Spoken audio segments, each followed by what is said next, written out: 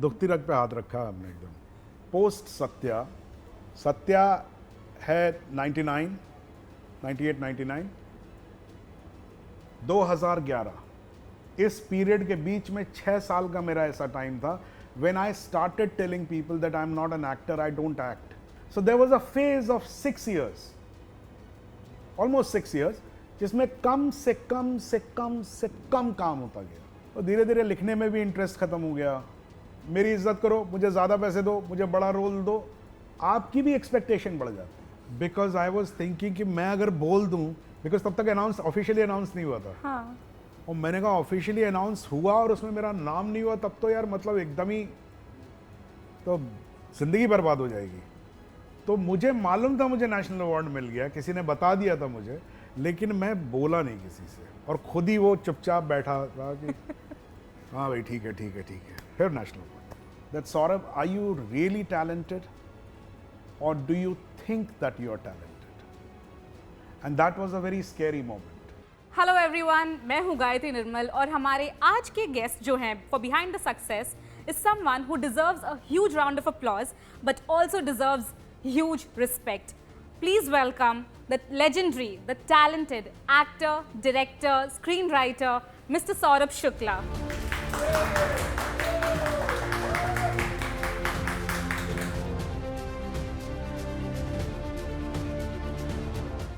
How are you doing, sir?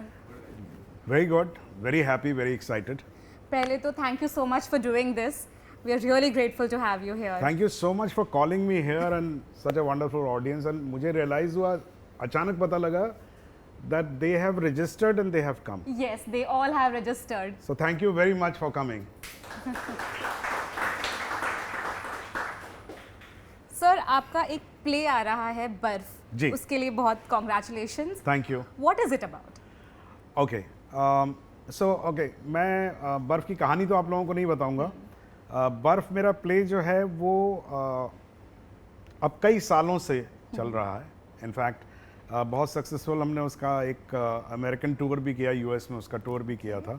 अभी हम लोग दुबई जा रहे हैं, वापस मुंबई आ रहे हैं हम लोग काफ़ी लंबे समय बाद। तो जो लोग मुंबई में रहते हैं और देखना चाहें तो सेंट एंड्रयूज़ में 10th नवंबर को है वो।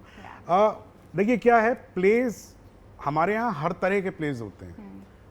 इंडिया में हमने बहुत सारे प्लेज देखे हैं, हर प्रकार के प्लेज होते हैं। मतलब वो एग्जिस्टेंशियल होते हैं, फिलोसफिकल होते हैं, फैमिली ड्रामा होता है, कॉमेडीज़ होती हैं, पॉलिटिकल सटायर्स होते हैं, हर तरह का नाटक होता है।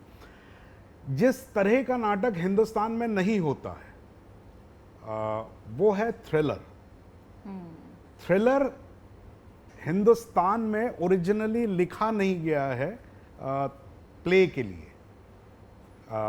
जैसा मुझे जहाँ तक याद है, मुझे जितने प्लेज मैंने आज तक देखे हैं नहीं है। सो बर्फ की पहली खासियत ये है कि इट्स अ थ्रिलर। उसके बाद बहुत कुछ है, उसके बाद कैरेक्टर्स की ज़िंदगी में क्या होता है, लेकिन जो एक बेसिक फॉर्मेट जिसको हम कहते हैं वो थ्रिलर है, edge of the seat thriller है। और दूसरा मैं ये कहूँगा कि हमारे यहाँ हम लोग जब भी नाटक करते हैं तो क्योंकि हमारे यहाँ वो ब्रॉडवे का कल्चर नहीं है। हाँ। क्योंकि ब्रॉडवे के कल्चर में ये होता है कि वहाँ 5-5, 10-10 साल शोज चलते हैं। So and they spend a lot of money. तो एक विजुअल जो ट्रीट होता है वो बहुत हम लोग कम कर पाते हैं अपने नाटकों में, क्योंकि हमारे नाटक जो हैं वो बजट वाइज उतने बड़े नहीं होते हैं। सेकेंडली उनका लंबा समय नहीं होता है। देखिए, अगर आपको एक बहुत रियलिस्टिक सेट बनाना हो जिसमें आपको घर बनाना हो, पहाड़ बनाने हो, पत्थर बनाने हो, तो अगर आप बनाएंगे और उसके सिर्फ 2 शो करेंगे तो उसका कोई फ़ायदा नहीं होता है। And it's very difficult to carry all that. But बर्फ का ये है कि बर्फ सबसे पहले मैंने फिल्म लिखी थी, और फिल्म का अपना एक टाइम होता है भाई कि फिल्म जब बनेगी तब बनेगी। तो फिल्म लिखने के बाद मैंने उसको कन्वर्ट किया प्ले में। तो फिल्म में विजुअल लैंग्वेज बहुत इंपॉर्टेंट होती है, तो वो उसके अंदर थी। तो चैलेंज था कि स्टेज पे हम वो विजुअल लैंग्वेज कैसे लाएं। तो मैं सिर्फ इतना कहूँगा कि जब आप लोग नाटक देखेंगे तो उसके अंदर यू कैन एक्सपेक्ट कि कश्मीर की एक घाटी में ये नाटक है।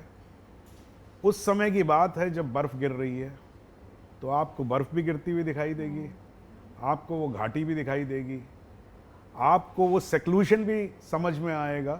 तो ये चीज़ें जो हैं वो एक उसकी स्पेशलिटी बन जाती हैं।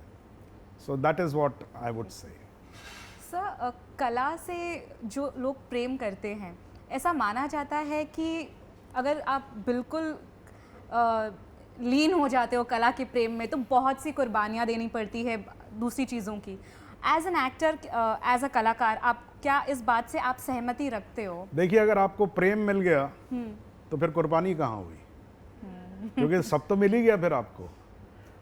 मैं एक छोटा सा किस्सा आपको बताता हूँ। जी बिल्कुल। तो मेरा एक दोस्त है अमित सिंह खरबंदा, बचपन का दोस्त है मेरा, और वो विदेशों में बहुत रहा है।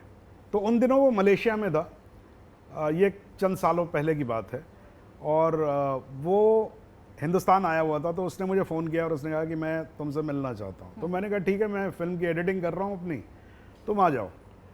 तो वो दोपहर को आया मेरे पास, उसके पास कोई काम नहीं था, वो दोपहर को आया।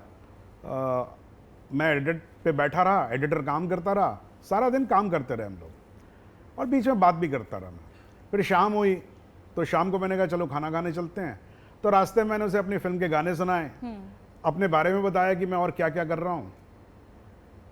फिर वो शाम ख़त्म हो गई। उसके करीबन 10 दिन बाद जब वो वापस चला गया, उसका फ़ोन आया रात को 12 बजे के आसपास। तो उसने फ़ोन किया मुझे और उसने कहा यार सौरभ, मैं तेरे से मिला, मुझे बड़ा डर लगा यार। तो मैंने कहा डर किस बात का लगा भाई? कहला नहीं यार, मैं तेरे से मिला और मुझे ये समझ में आया कि तू सिर्फ काम ही करता रहता है। तू दोपहर में भी काम कर रहा था, शाम को भी जब हम गए डिनर पे तब भी, और फिर मुझे ये पता लगा, बातचीत में ये भी पता लगा कि तू पिछले 5 साल में किसी ऑर्गेनाइज्ड हॉलिडे पे नहीं गया है। मैंने कहा अच्छा। तो मैंने कहा इसमें बुरी बात क्या है, ये तो अच्छी बात है ना, मैं काम कर रहा हूँ। तो बोला नहीं सौरभ, ज़िंदगी में काम के अलावा बहुत कुछ होता है। तो मैंने कहा जैसे? पूछा मैंने उससे जैसे? तो उसने कहा जैसे हॉलीडेज यार। तो मैंने उसको एक जवाब दिया था, मैंने कहा था सरदार, मैं उसको सरदार बोलता हूँ, सरदार ही है वो। तो मैंने कहा सरदार, you don't understand, I am on a perpetual holiday from last 35 years. When I go to shoot, when I start working, my holiday begins. You need a holiday because you don't like your work. So true. It sounds like work. So true. My work is like a holiday. Like today is a holiday. This is also part of my work. Yeah. This is projection in the audience. This is also part of my work. But I'm very happy. घर से सुबह उठा, मैंने कहा अच्छा आज तो यार इंटरव्यू में जाएंगे। मुझे ये नहीं मालूम था यहाँ मुझे ऑडियंस मिलेगी, मुझे ये था कि भाई हाँ ठीक है वो होगा। So if you love something, then मेरे ख्याल से कुर्बानी का सवाल तो पैदा ही नहीं होता। जो है it's a win win situation, Yeah. Because you are happy. You are That's already enjoying the gift. जी। Yes. सर, 1984 से आपके एक्टिंग करियर की शुरुआत आपने की वाया थिएटर, हाँ एंड उसके बाद आपने आपकी पहली फिल्म की बैंडिट क्वीन। जी। जितना मैंने जाना है उसमें शेखर सर ने खास करके आपके लिए वो रोल बनाया था, हाँ। कैलाश का। तो पहली पिक्चर और कोई दिग्गज डायरेक्टर आपके लिए किरदार बना रहे हैं, तो कैसा उस वक्त एक न्यू कमर के मन में क्या क्या फीलिंग्स थी? हाँ, तो वो इतना आसान नहीं था। मैं आपको वो संक्षेप में बता देता हूँ। मैं national school of drama repertory company में उन दिनों काम कर रहा था जी। और इत्तेफाक से जब शेखर आए, उससे पहले मेरे पास 3 प्रोजेक्ट्स आए थे। एक था लिटिल बुद्धा, बर्टोलुची की फिल्म, उसमें कास्टिंग हो रही थी, Okay. तो उसमें मैंने ऑडिशन दिया। दूसरा, मुझे मुंबई बुलाया गया एक अनदर ऑडिशन के लिए, उसका नाम था बुद्धा ऑफ सबर्बिया। हनीफ कुरैशी करके पाकिस्तान के राइटर हैं, बीबीसी जो था उस पर वो बना रहा था, एक सीरीज बना रहा था। तो बुद्धा ऑफ सबर्बिया में एक बहुत इंपॉर्टेंट रोल था, उसका मेरा ऑडिशन हुआ। और तीसरा, उन दिनों दूरदर्शन हुआ करता था, तो दूरदर्शन में मेरे 4 सीरियल पास हो गए थे। अच्छा, वो बहुत बड़ी बात थी उस समय, बहुत बड़ी बात है क्योंकि सर। उस समय सिर्फ दूरदर्शन था, दूरदर्शन था। तो लाइफ सेट थी। और फिर मुझे ये पता लगा कि लिटिल बुद्धा में मैं फाइनल राउंड में पहुंच गया हूं और मेरा हो जाएगा। और बुद्धा ऑफ सबर्बिया के लोगों ने मेरा 3 बार ऑडिशन किया बॉम्बे में रह के, और उसके बाद उन्होंने मुझसे पूरी बात की कि आपको इंग्लैंड आके रहना होगा फॉर ऑलमोस्ट अ ईयर। सो और मेरे 4 सीरियल पास थे। तो मेरी ज़िंदगी तो ऐसी थी कि या तो मैं इंग्लैंड चला जाऊंगा, या मैं बर्टलुची के साथ काम करूंगा, या मैं 4 सीरियल हैं मेरे, मतलब अब गाड़ियां भी होंगी, घर भी होंगे, सब कुछ होगा। उस वक्त शेखर से मेरी मुलाकात हुई।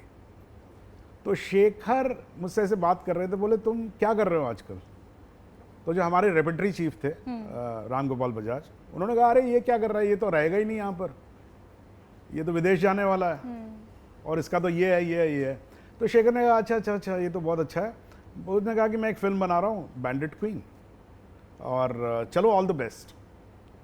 तो मुझे भी लगा ठीक है, कोई फिल्म बन रही होगी, मेरा तो काम है। विद इन 3 वीक्स मेरे पास 3 लेटर आए। पहला लेटर आया बर्टोलुची के यहाँ से कि finally you are not there in the film. दूसरा लेटर आया मुझे इंग्लैंड से कि sorry we have taken another actor for the role we were auditioning you for. So 2 काम चले गए। तीसरा ये हुआ कि केस हो गया था दूरदर्शन पे, ओके, कि भाई करप्शन का केस हो गया था, और वो पूरा का पूरा जेपरडाइज हो गया। तो 3 हफ्ते के अंदर अंदर मेरे पास एक भी काम नहीं था, अब खाली रेपेटरी की नौकरी थी।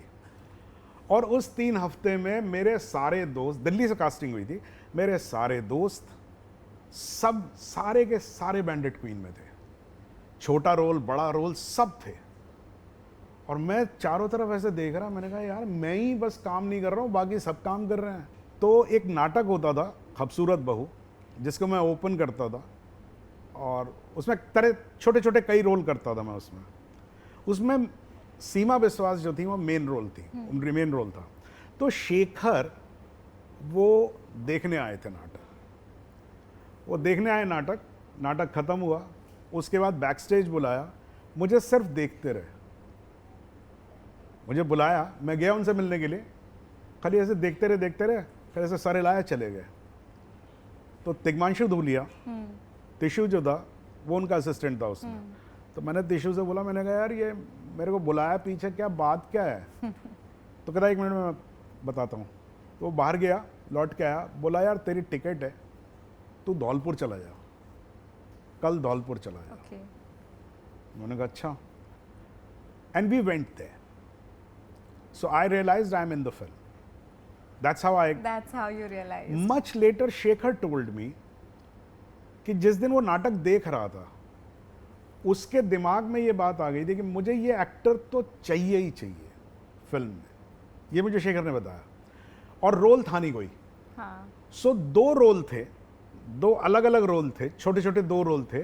ही combined them and made them 1 character, and it became a very important character, because जिन लोगों ने बैंडिट क्वीन देखी है, कैलाश जो है वो फूलन का कजन है, and he is in love with her.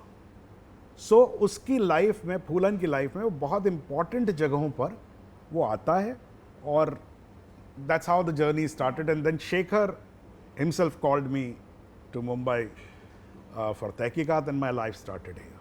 so we are glad that happened. We have you here because of that. अरे thank you so So much. one round of applause for this.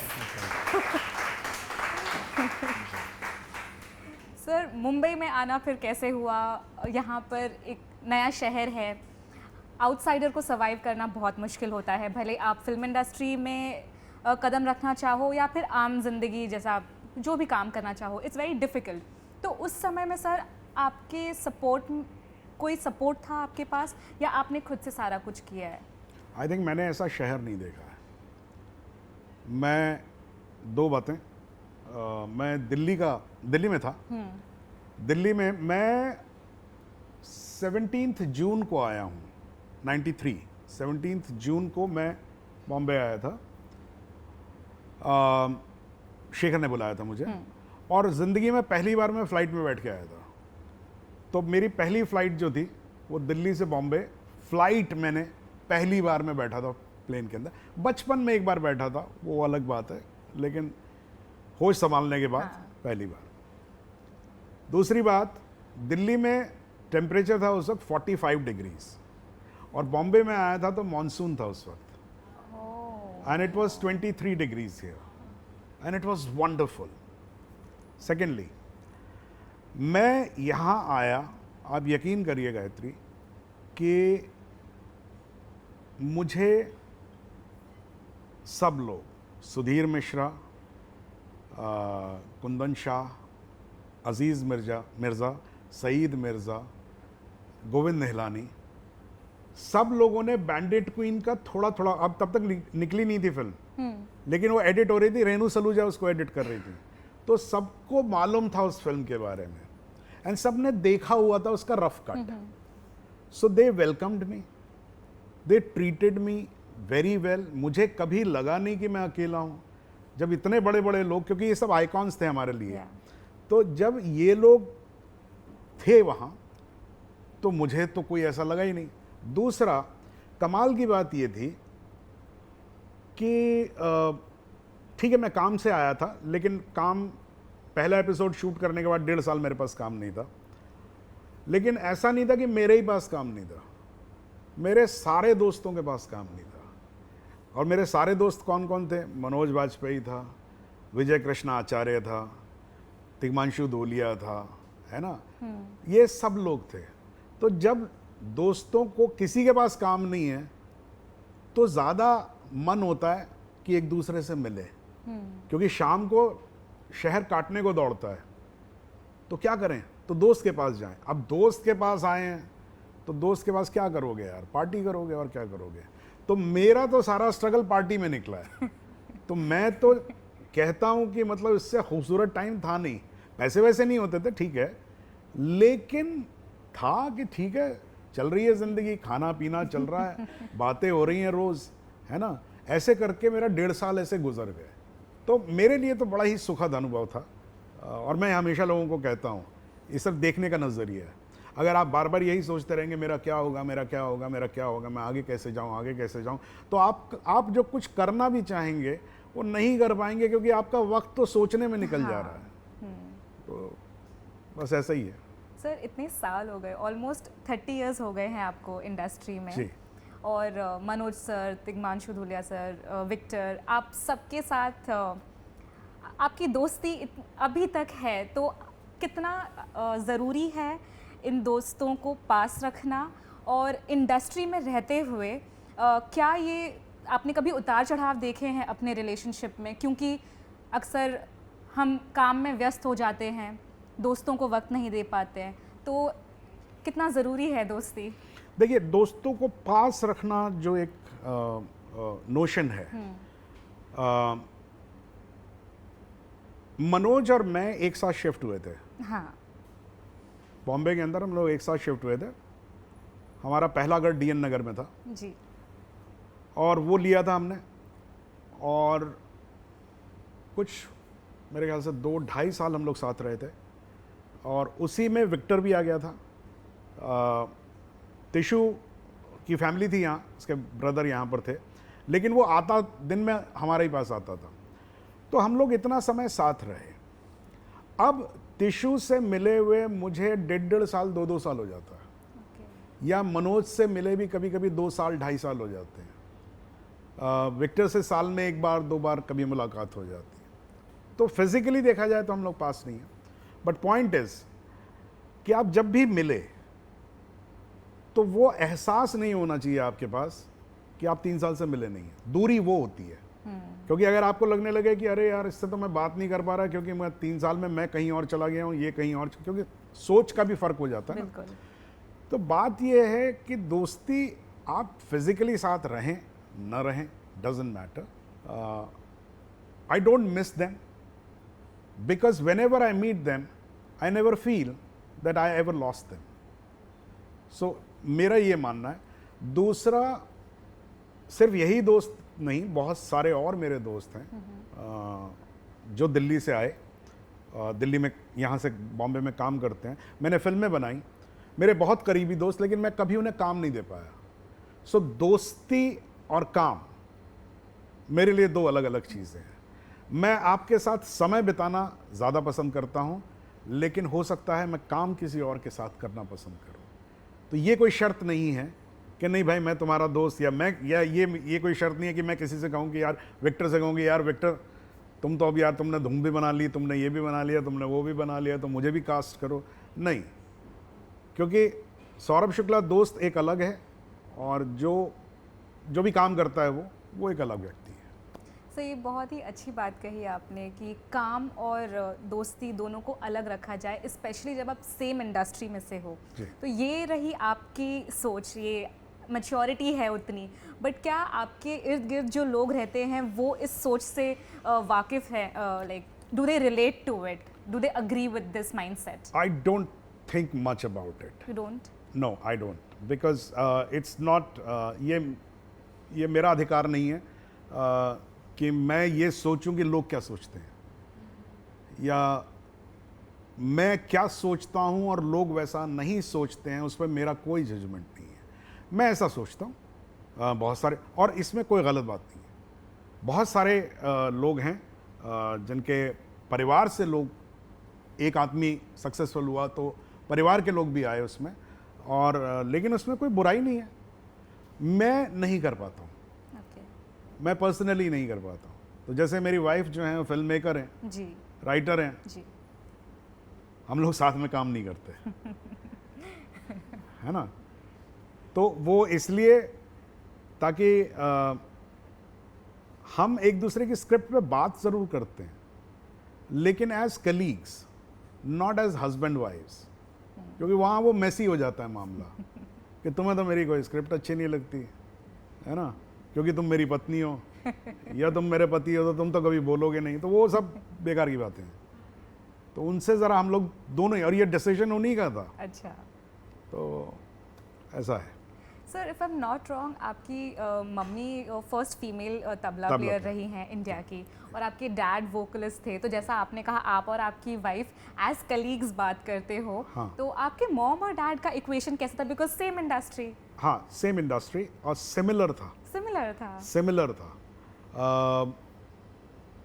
और झगड़ा भी बहुत होता था उनमें, क्योंकि झगड़ा इस बात पे बहुत होता था, क्योंकि क्या होता है कि आपके क्रिएटिव डिफरेंसेस होते हैं, है ना। हाँ। अभी क्रिएटिव डिफरेंस में दोस्त भी बहुत झगड़ते हैं, बहुत लड़ते हैं। हाँ। है ना।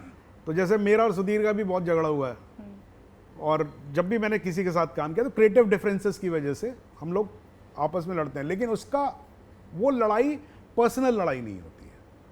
तो मैंने बचपन से वही देखा, और शायद उसी की वजह से जो मेरी ये सोच है वो बचपन से, क्योंकि मैंने ऐसा देखा। Correct. तो जैसे मेरे फादर हमेशा ये कहते थे कि देखो, आर्ट में तुम मेरे बच्चे हो, तो तुम्हारी कोई भी उपलब्धि होगी उससे मुझे बहुत खुशी होगी, लेकिन उस उपलब्धि में मैं कुछ नहीं कर सकता, क्योंकि वो उपलब्धि तुम्ही को खुद ही हासिल करनी है।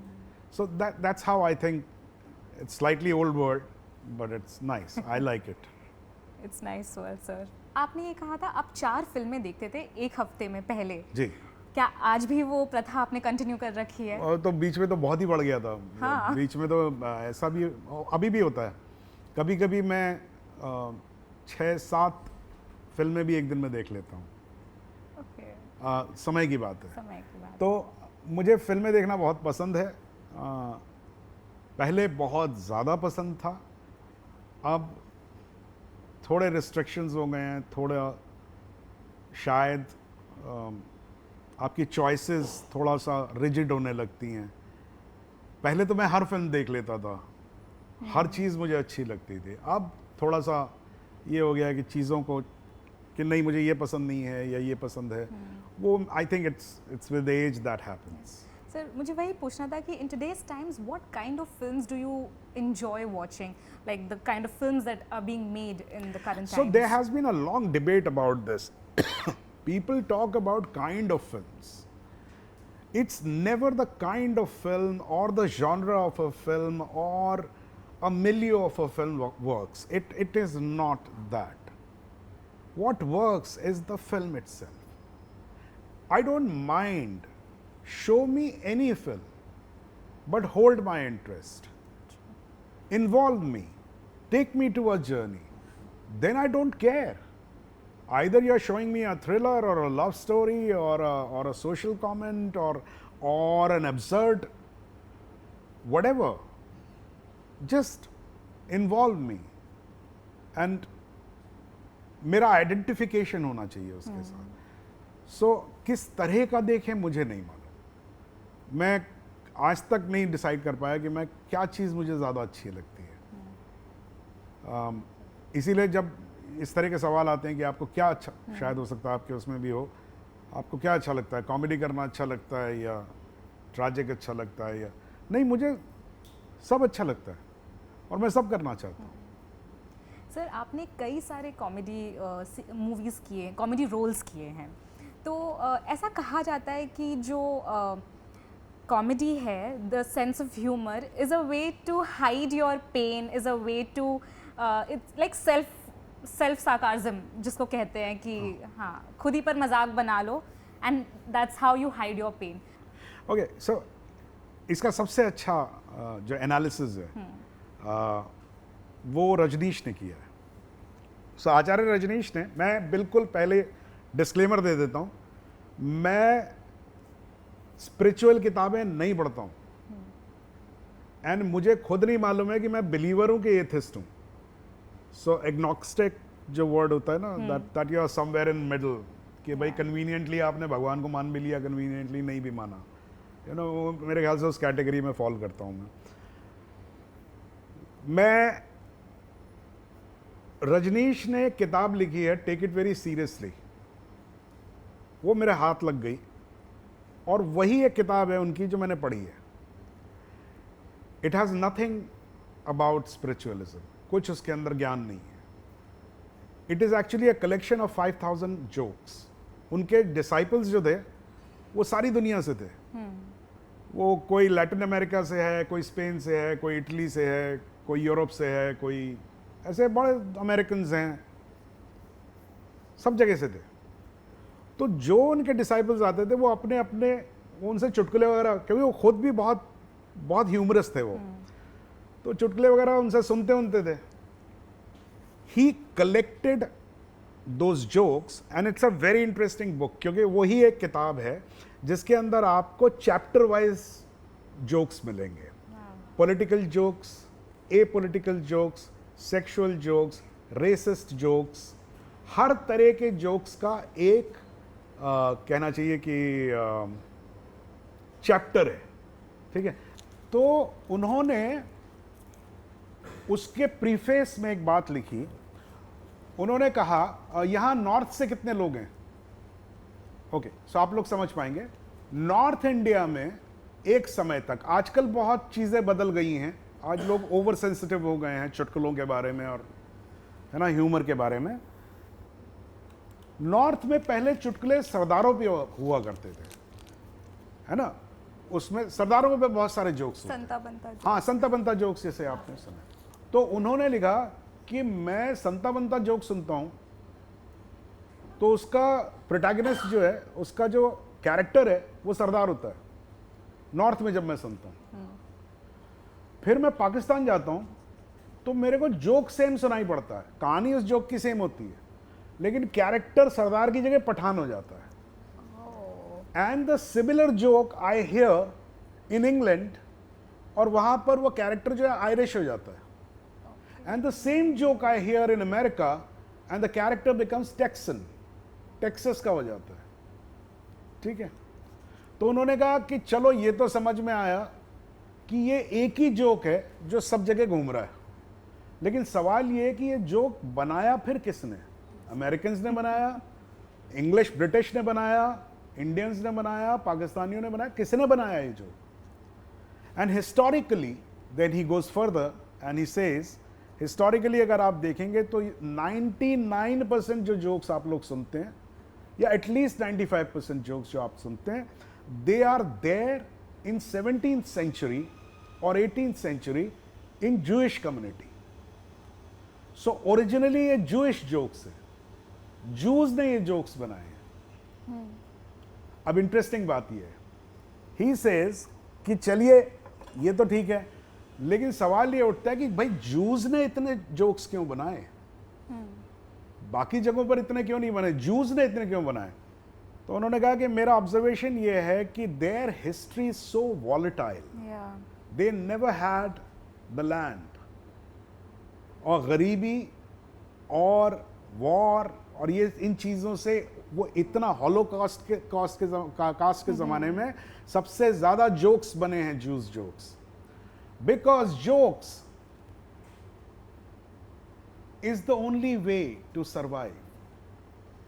Humor is the only way to survive. अगर आप आज रोना शुरू करें, आपके पास हैं रोने के रीजंस, अगर आप रोना शुरू करेंगे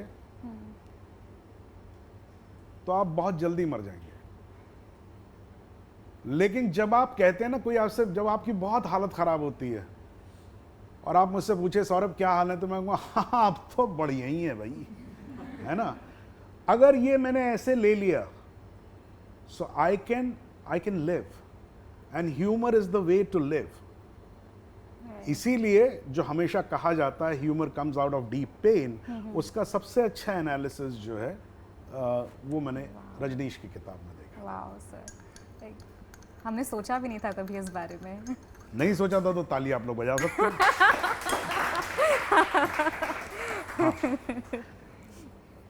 सर आपकी जर्नी बहुत बेहतरीन रही है, उतार चढ़ाव रहे, लेकिन you have always been very optimistic. लेकिन अगर कोई एक चीज़ अगर आप बदल सकते तो क्या कुछ बदलना चाहते आप? मैं कुछ बदल सकता हूँ आपकी जर्नी के बारे में?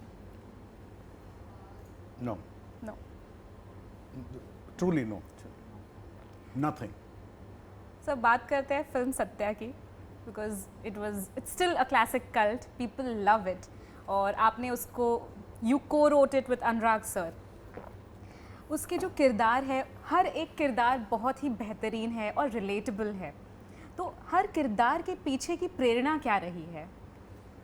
देखिए हम जब भी, अब चूंकि मैंने और अनुराग ने उसको लिखा है, तो जब भी हम राइटर्स से मिलते हैं, फिल्मों के बारे में ज़्यादातर नॉर्मली लोगों को पता नहीं होता है। जैसे कि क्या होता है, नॉवलिस्ट जो है या स्टोरी राइटर जो है, वो एक कमरे में बैठता है और वो कैरेक्टर्स क्रिएट करता है, कहानी लिखता है, वो सब वही करता है, ठीक है।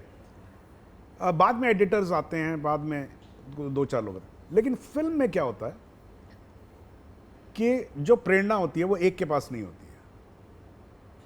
जैसे कि सबसे पहले वो फिल्म मेकर राम जो फिल्म बनाना चाहते थे, ये उनकी सोच है। तो पहले उन्होंने सोचा कि मैं ऐसी दुनिया के बारे में फिल्म बनाना चाहता हूँ, ऐसे ऐसे लोगों के बारे में फिल्म बनाना चाहता हूँ। फिर मैं और अनुराग थे उसमें, फिर हमने लिखना शुरू किया, तो हमें जितना नॉलेज था फिल्मों का, या जो हमारी पसंद थी, नापसंद थी, या जो हमारे वर्ल्ड व्यूज थे, वो उसके अंदर आए। फिर उसके बाद आप उसको शूट करना शुरू करते हैं, तो उसको कैमरामैन कैसे देखता है, सिनेमेटोग्राफर कैसे देखता है, ठीक है, फिर एक्टर्स उसको कैसे देख रहे हैं, और उस वक्त डायरेक्टर उसको कैसे देख रहा है, वो क्या चीज़ कैप्चर करना चाहता है, क्या चीज़ छोड़ना चाहता है। इन सारी चीज़ों से मिलके वो पूरी दुनिया बनती है, और ये चलती जाती है। ये फिर उसके बाद जब फॉली होता है, साउंड होता है, तो उसकी टोनैलिटी क्या होनी चाहिए, that decides the tone of the film. Then music director आता है, बैकग्राउंड स्कोर होता है, वो क्या दे जिससे आपको किस चीज़ का एहसास हो। एडिटिंग होती है, जहाँ पर एक दोबारा से रीराइटिंग होती है पूरी फिल्म की। सो इन कैरेक्टर्स की प्रेरणा किसी एक आदमी के पास नहीं है, सबसे, क्योंकि हमने बहुत कुछ लिखा, उसको बहुत एक्टर्स ने बहुत इम्प्रोवाइज किया। बिल्कुल। हम लोग वहाँ ये थे कहने के लिए कि नहीं, ये इम्प्रोवाइजेशन जो है ये आउट ऑफ द फ्रेम है, और डायरेक्टर वहाँ था ये डिसाइड करने के लिए कि नहीं, मुझे इम्प्रोवाइजेशन तो चाहिए, लेकिन ये आउट ऑफ कॉन्टेक्स्ट इम्प्रोवाइजेशन है मेरे लिए। सो ऐसे करके वो पूरी फिल्म बनी है और उसकी खूबसूरती इसी में है। मेरे ख्याल से सत्या का श्रेय जो है वो किसी एक को जा नहीं सकता, सबको वो सबके पास है, चाहे वो छोटे से छोटा कैरेक्टर हो या यहाँ तक कि वो चाय पिलाने वाला लड़का जो आपको सही वक्त पे चाय पिला देता था तो आपको अच्छा लगता था कि हाँ चलो यार एक और शॉट लेते हैं। So I think that everybody was equally important in the film. Sir Kallu Mama character बहुत हिट हुआ था आपका इस फिल्म के बाद, और वो गाना भी बड़ा हिट हुआ था, मामा कल्लू मामा। लेकिन और वो स्टारडम जो मिला था उस वक्त, उसके बाद राह आसान हुई आपके लिए कि फिल्में मिलने लगी, या फिर वो एक दुखती रग पे हाथ रखा हमने एकदम। Yes we how does it feel to be an overnight star और ओवरनाइट फेम? मैं ये कहूँगा कि yes we all tasted that, मैं, मनोज, बहुत सारे लोग। Overnight people liked us, overnight we became famous. पहले जानते थे लोग, हाँ but we became favorites, and that brings a lot of, at least an illusion of stardom. दो बातें मैं इसमें जरूर शेयर करना चाहूंगा लोगों से। पहली बात ये जान लीजिए, सत्या के बाद मैंने बहुत सारी फिल्में की एंड सत्या जैसी फिल्म रोज नहीं बनती है। और ये जरूरी नहीं कि सत्या जैसा कैरेक्टर, सत्या फिल्म में जो मेरा कैरेक्टर था वो ऐसा कैरेक्टर, उस पोटेंशियल का कैरेक्टर आपको हर बार मिले, ऐसा नहीं होता है। सेकेंडली, पैसे आपको उतने नहीं मिलते जितने आपके दिमाग में आपको लगने लगता है कि यार मैं तो अब अच्छा, मैंने तो प्रूव कर दिया, अब मेरे पैसे बढ़ जाने चाहिए। वो पैसे नहीं बढ़ते हैं, इससे एक तलखी आती है, इससे आपको हमेशा लगता है कि यार मेरा टैलेंट एक्सेप्ट नहीं कर रहे ये लोग, मुझे इंडस्ट्री में घुसने नहीं दे रहे ये लोग, तो आप बेकार के दिमाग में फालतू के लड़ाइयाँ पाल लेते हैं। There was a time post Satya, Satya है 99, 98, 99, 2011, इस पीरियड के बीच में 6 साल का मेरा ऐसा टाइम था when I started telling people that I'm not an actor, I don't act, I'm a writer, I don't want to act, because I didn't like what they were offering me. So पहले आप बोल देते थे, लोग कहते थे अरे नहीं सौरभ ऐसा मत बोलो, तुम अच्छा एक्टर हो। फिर 2 बार बोला, 4 बार बोला, 5वीं बार उसने भी बोल दिया ठीक है यार नहीं करना चाहता ना करे, और फोन बजना बंद हो जाता है, फोन बजना बंद हो गया। So there was a phase of 6 years, almost 6 years, जिसमें कम से कम काम होता गया। And there was a time, so luckily उससे पहले मैंने जो घर खरीदा था, मैं, नीचे मेरा एक फ्लैट है, छोटा सा फ्लैट है, ऊपर भी एक छोटा सा फ्लैट है। ऊपर कंप्यूटर मेरा वो एक स्टडी है, मैं रोज जाके बैठता था ये सोच के कि कुछ बदल जाएगा, और मैं सारा दिन बैठा रहता था कंप्यूटर पे। और बिकॉज आई राइट, सो लिख भी आप ज़्यादा नहीं सकते हैं भाई, कितना लिख सकते हैं, nothing is happening, you are just writing. और धीरे धीरे लिखने में भी इंटरेस्ट ख़त्म हो गया। फिर मैंने ऑनलाइन चेस खेलना शुरू किया, वो भी खेलता रहा, उससे भी बोर हो गया, फिर कुछ समझ में ही नहीं आता था, बैठा रहता था बस। एक दिन मेरे को याद है, I was alone sitting and I asked myself that Saurabh, are you really talented, or do you think that you are talented? And that was a very scary moment. That was a moment of self-doubt, that you don't know, is it really that you are talented, or you just think because everybody thinks they are talented. तो ये एक phase है, ये उस stardom का एक phase, उस ऊंचाई तक पहुंचने के बाद आप से लोगों की एक्सपेक्टेशन, लोग क्या एक्सपेक्ट करते हैं वो बढ़ जाती है, और आपकी एक्सपेक्टेशन लोगों से बढ़ जाती है कि नहीं मेरी इज्जत करो, मुझे ज़्यादा पैसे दो, मुझे बड़ा रोल दो, आपकी भी एक्सपेक्टेशन बढ़ जाती है. That's the other side of this overnight stardom. Another thing, very interesting thing, actors are blessed with drivers, staff, manager. You have an entourage. ठीक है, वो खट से मिल जाता है आपको. जैसे ही आप थोड़े से जानने वाले एक्टर हुए, खट से मिल जाता है. मुझे भी मिला. मेरे पास पैसे नहीं थे, पहली कार खरीदी थी मैंने, that was the Maruti 800. Correct. I had a staff of 1, 2, 3, 4 people. मेरा ड्राइवर, मेरा स्पॉट बॉय, मेरा मेकअप मैन, मेरा मैनेजर, 4 लोग. 5वां मैं, और मैं दिल्ली से आया हुआ हूं.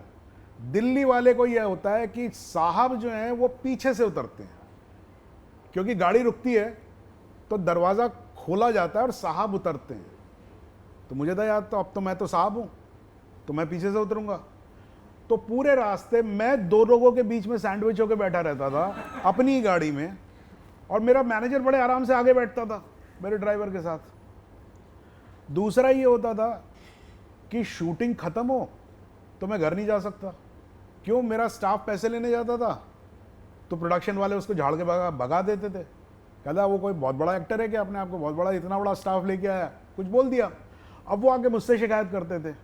अब मेरा ना उससे कोई लेना ना देना, लेकिन मेरे दिल पे लग जाती थी, मैं जाके उनसे लड़ने लगता था, प्रोडक्शन वालों से. एंड आफ्टर अ ईयर और सो आई रियलाइज्ड कि हो क्या रहा है यार. ना मैं लोगों से मिलता हूँ, मैं सिर्फ इन 4-5 लोगों से घिरा रहता हूँ, और मैं इन्हीं की लड़ाई लड़ रहा हूँ. मैं किसी एक्टर से बात नहीं कर रहा हूँ कि एक्टिंग में क्या क्या हो सकता है, किसी राइटर से बात नहीं कर रहा हूँ, कुछ हो ही नहीं रहा है. तो एक दिन उठा के मैंने सबको बोला, मैंने कहा भाई सब जाओ, गाड़ी मेरी है, पैसे मैंने दिए, मैं खुद चलाऊंगा. तब से लेके गाड़ी आज तक मैं खुद ही चलाता हूँ. Because I am spending for that car, I want to enjoy that car, I want to take people you know whom I want in the car. और ये चला. अब मेरे पास है स्टाफ, अब मुझे ज़रूरत है, लेकिन वो भी बहुत मिनिमम स्टाफ है. ये चला कुछ, मैं कहूँगा 22-23 साल. I was without a staff. What ever I did, मैंने बहुत कुछ किया इस बीच में. मैंने बर्फी भी की, जॉली भी की, सब कुछ किया मैंने. मैं खुद कार चला के जाता हूँ, वहाँ किसी से चाय ले ली, काम किया, शाम को घर बैठ के आ गए. Now because of dates and all, को काफ़ी बड़ा कॉम्प्लेक्स एक चीज़ होती है कि भाई इसकी डेट फंस गई, उसकी डेट फंस गई, कुछ कुछ चीज़ें होती हैं. तो because of that now I have a minimum staff. So another thing to realize about stardom is, do you start forgetting yourself? Do you start realizing that you are special? Because that's a pitfall. You're not special. Okay, fine, I'm a good actor. Fine. I act well. Fine. Somebody makes great furniture. Some doctor is great. Everybody who loves their work is great in this thing. So what's special about you? Nothing. You know, you're just a human being who is blessed to have found the occupation which you love. That's all. So this is what I realized about this whole maze, and this keeps me grounded. So ये जो last line आपने कही, that you should feel blessed to be in an occupation that you love. Yeah. I think जिस दिन लोग ये एहसास कर लेंगे और इसको जीने लगेंगे, आई थिंक आधे से ज़्यादा प्रॉब्लम सॉल्व हो जाएगी सर. हाँ, मुझे ऐसा लगता है. मतलब प्रॉब्लम शायद ना सॉल्व हो, लेकिन एटलीस्ट प्रॉब्लम को डील करने का जो आपका तरीका है वो. नहीं तो ये तो बड़ा कि यार मतलब कल को आप मेरा कोई काम देखें, आपको पसंद नहीं आए तो मैं नाराज़ हो जाऊं कि नहीं यार क्यों नहीं पसंद आया आपको काम. ये तो ऐसा नहीं हो सकता ना. मुझे समझना पड़ेगा कि नहीं यार गलती मुझसे भी हो जाएगी, और जब मेरा काम अच्छा नहीं होगा तो नहीं पसंद आएगा उनको, बात खत्म हो गई. सर लेकिन एक्टर होने के बावजूद लोगों को ये कहना कि मैं एक्टर नहीं हूँ, I can only imagine how difficult it must have been for you, because it really pinched me when you said that. It is difficult. But I'll tell you what worked. I never actually thought of becoming an actor. Okay. I always wanted to make films. And because I wanted to make films, so I had to write. And as an actor, मैंने काम किया, लोगों ने पसंद किया. It became my main profession. Yeah. But I love it. But मेरे को ऐसा नहीं था कि अरे ठीक है मैं एक्टर नहीं हूँ तो ठीक है नहीं मैं कुछ अच्छा लिख लूँगा. एक कोई आउटलेट था. I am sure that people who just act for them it's like a Major setback. major setback. It can be very difficult.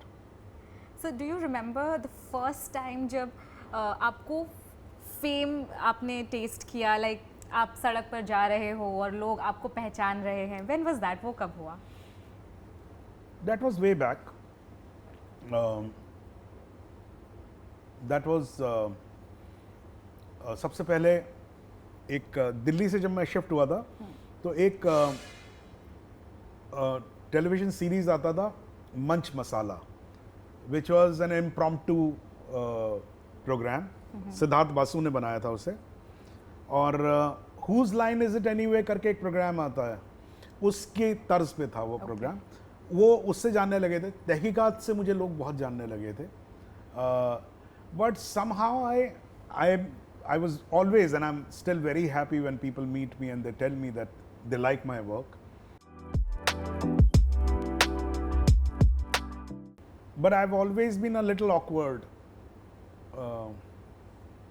about this whole thing. I mean, when somebody comes to me and says that, you know, I'm a big fan of yours, so मुझे अच्छा लगता है, but लेकिन commanding feeling नहीं होती है. मतलब एक होता है ना, लोगों को लगता है कि मैं बादशाह हुआ, मैं राजा हुआ. मुझे वैसा नहीं होता है.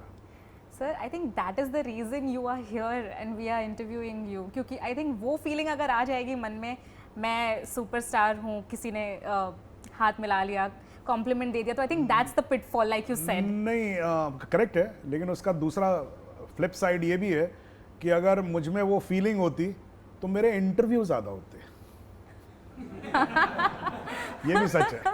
पर सर क्या do interviews multiply into getting work? No, not at all. But it's quite a conflict in me and I keep feeling this. मुझे सुधीर ने एक बात बोली थी बहुत साल पहले. ये इंटरेस्टिंग किस्सा है, शायद लोगों के काम आए. क्या होता है, एज एन एक्टर जब आप ऊपर जाना शुरू करते हैं तो you need to be seen. That is what is told to you. Of course you need to be seen. So need to be seen मतलब क्या होता है? नीड टू बी सीन मतलब यू आर प्रिंटेड. आपके interviews छप रहे हैं. पहले इंटरव्यूज छपते थे, है ना. टेलीविजन वाले नहीं तो बहुत कम आते थे इंटरव्यूज. अब तो विजुअल हो गया है सब कुछ.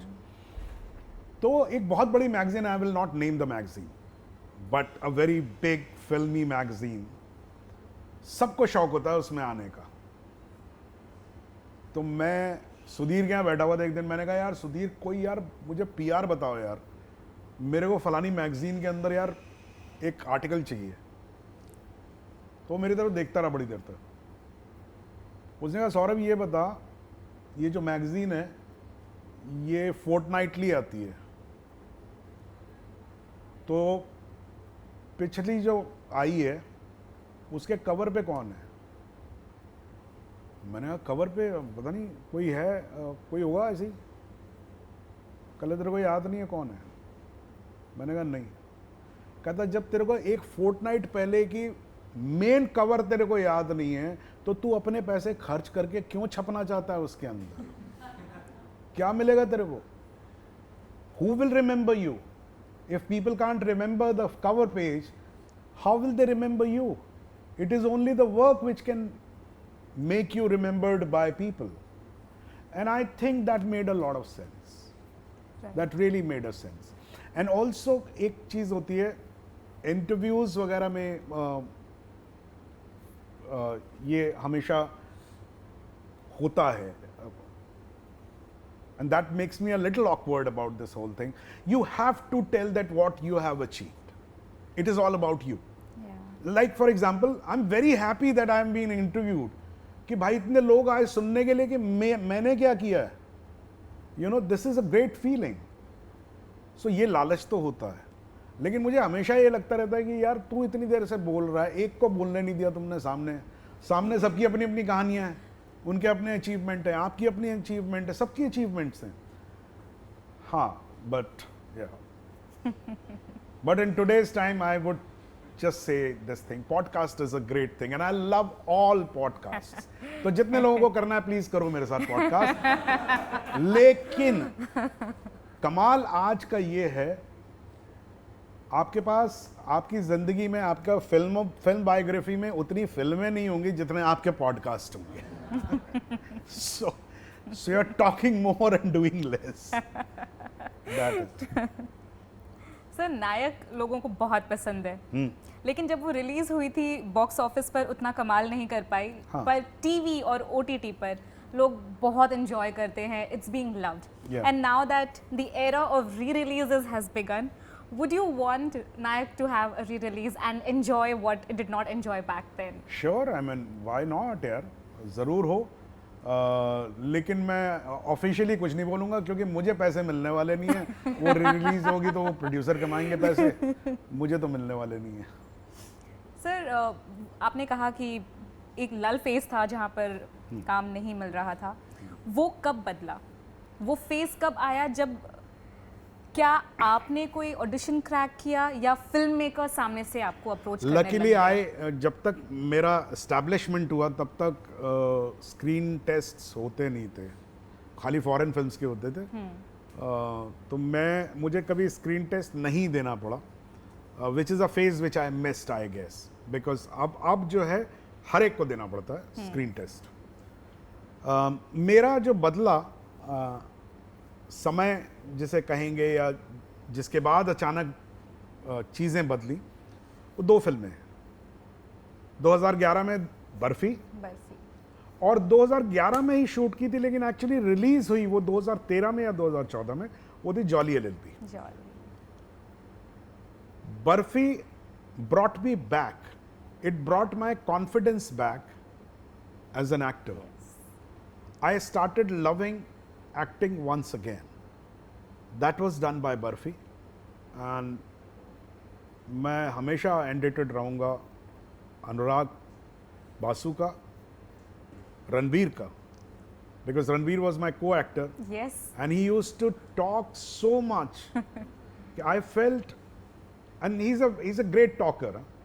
पढ़ा लिखा भी है, स्टाइल भी है. वो मेरा एक स्टूडेंट है मेरा, सुनील करके, बड़ा अच्छा एक्टर है.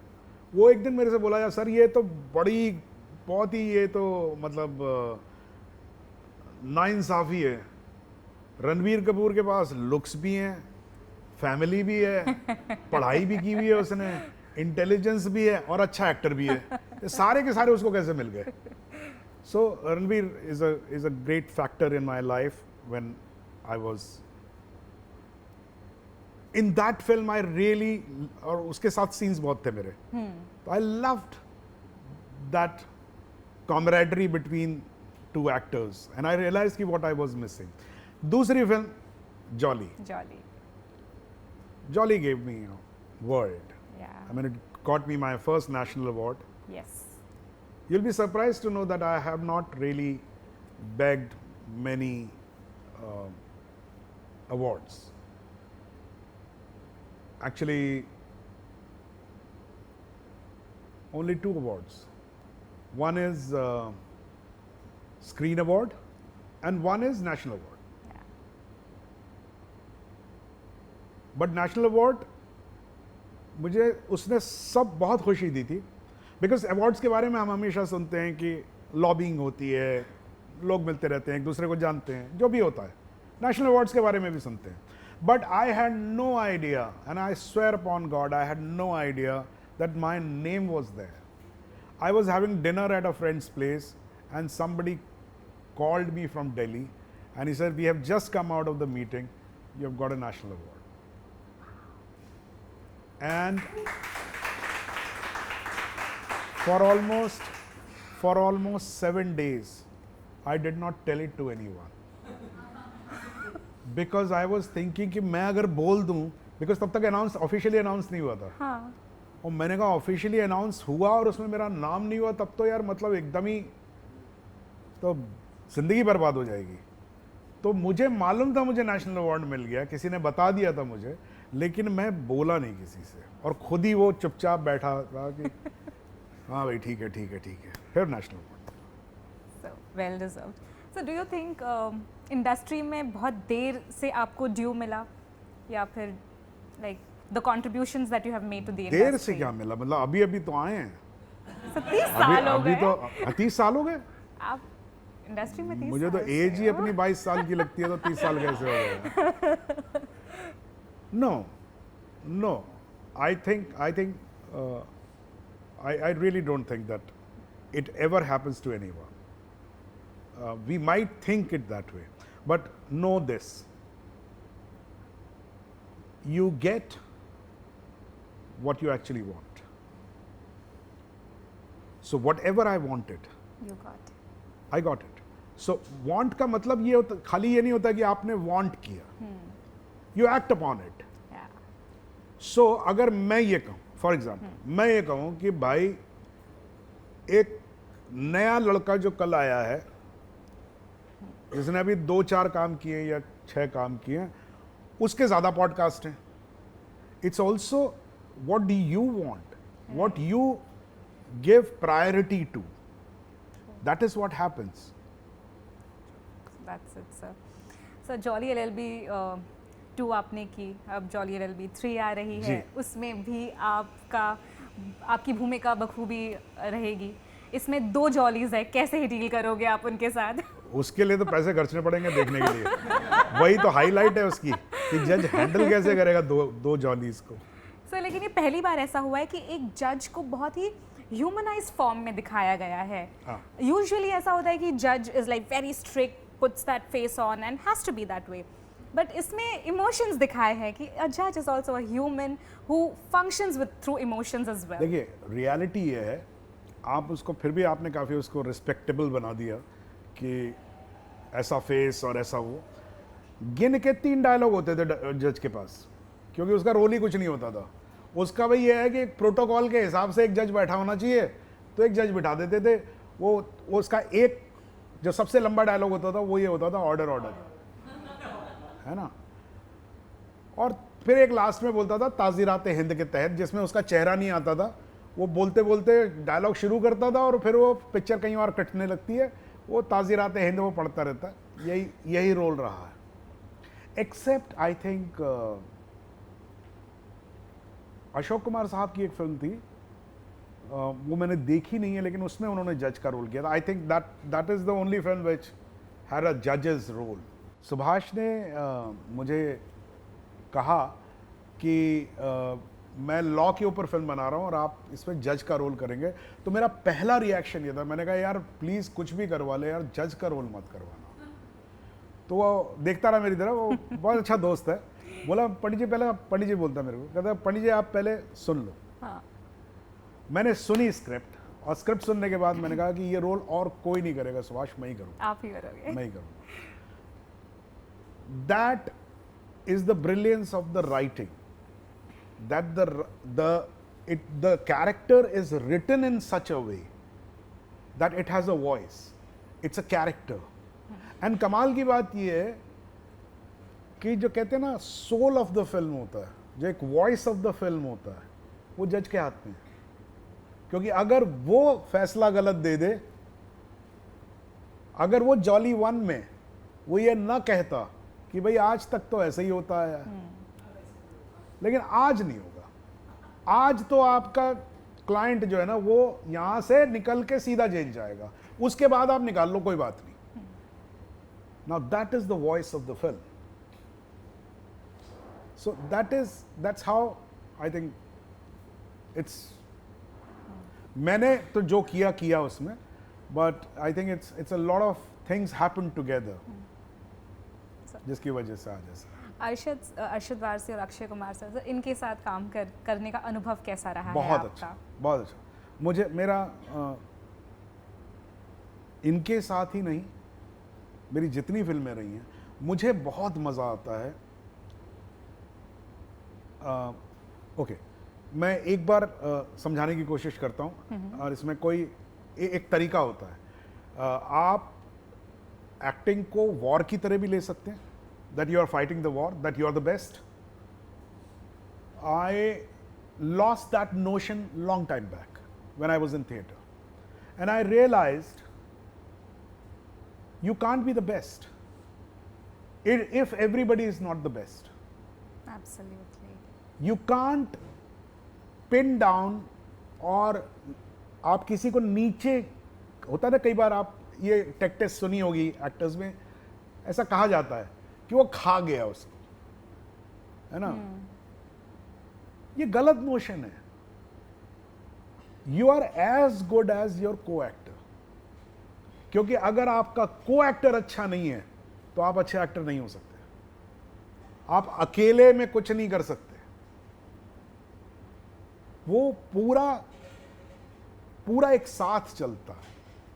उसका रिएक्शन, उस पे उसने कैसे कहा, आपने उसको कैसे रिएक्ट किया, these are the things which make the acting. In isolation it's nothing. So इनके साथ बहुत अच्छा रहा, बहुत मज़ेदार लोग हैं और बहुत सीरियस लोग हैं। काम को लेके बहुत ही सीरियस हैं। अक्षय कभी सेट छोड़ के नहीं जाते हैं, मालूम है आपको? उनके बारे में ये कहानियां तो सभी को मालूम है कि वो 4 बजे सुबह उठते हैं, 5 बजे पहली स्क्रिप्ट सुनते हैं, लेकिन वो जब सेट पे घुसते हैं तो अगर 9 बजे घुसे तो वो तैयार होकर वैन से आते हैं, फिर वैन वापस नहीं जाते हैं, सिर्फ लंच में जाते हैं, वहीं बैठे रहते हैं। शॉट नहीं होगा, पीछे बैठ जाएंगे। जो भी उनका काम होगा, जो भी उनका स्टाफ, जो भी मीटिंग्स जो भी हैं वो करेंगे, लेकिन वो अंदर नहीं जाते हैं। It's a very serious man that way. काम को लेके बहुत सीरियस है। अरशद तो कमाल है, वो तो मतलब हंसाता भी रहता है और जब काम करना शुरू करता है उतना ही सीरियस होता है।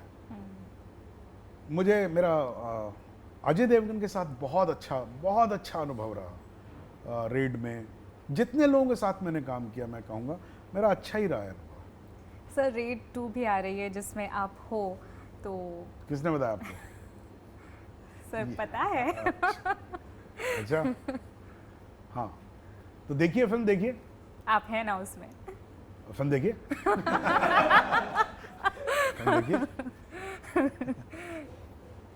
सर आपने बहुत सारे एक्टर्स के साथ, को एक्टर्स के साथ काम किया है। आपके पसंदीदा एक्टर्स आज के टाइम में कौन है? Male actor, female actor? आप लीडिंग मैन में बात कर रही हैं? It could be any. हाँ, मतलब क्या है, एक्टर्स बहुत सारे बहुत अच्छे हैं, सभी लोग बहुत अच्छे हैं, मैं कहूँगा। जिसको जहाँ मौका मिल जाए, ये वही वाली बात है कि जो जब खड़ा हो, सही बॉल आ जाए तो हर कोई छक्का मारने की इतना हमारा, हाँ, इतनी काबिलियत सब में है। लीडिंग मैन में जो मेरे फेवरेट हैं, सभी लोगों के फेवरेट हैं। रणबीर मेरे बहुत फेवरेट हैं। रणवीर सिंह बहुत फेवरेट है मेरे, बहुत अच्छी एनर्जी उनकी। यंग लोगों में मैं बात कर रहा हूँ। राजकुमार राव बहुत अच्छे हैं। आयुष्मान खुराना बहुत अच्छे हैं। जितेंद्र बहुत अच्छा है, जिसने मेरे साथ फिल्म में काम भी किया। मैंने एक फिल्म बनाई ड्राई डे, उसमें है। पंचायत में, जीतू पंचायत में है, बहुत अच्छा एक्टर है। पंचायत में और भी बहुत सारे अच्छे एक्टर हैं। सो देखिए, बात क्या हो जाती है, ये सभी एक सर्टेन स्टैंडर्ड के एक्टर्स हैं, ये सभी अच्छे एक्टर्स हैं। जब भी आप इनके साथ काम करते हैं एक अच्छी स्क्रिप्ट में, एक अच्छे माहौल में, आपको उस वक्त वो बहुत अच्छे लगने लगते हैं। तो लेकिन मैं ऐसा नहीं कह पाऊंगा कि नहीं मेरा एक ही फेवरेट है, वो मेरा कभी कोई नहीं रहा। वो समय समय के हिसाब से जैसा जैसा काम आता जाता है वो बदलता जाता है। सर आपके जो भी कैरेक्टर्स रहे हैं उनके मीम्स भी बहुत बने हैं, तो आप देखते हो वो मीम्स? हाँ, एक दो देखे हैं मैंने, एक दो तो रखे भी हैं फ़ोन पे। अब एक वो है जज वाला, ऐसे ऐसे करके कुछ करता हूँ मैं। अब मैं आपको कुछ तस्वीरें दिखाऊंगी हाँ। और आपको उसके पीछे की कहानी बतानी है, आपकी फिल्मों से ही है।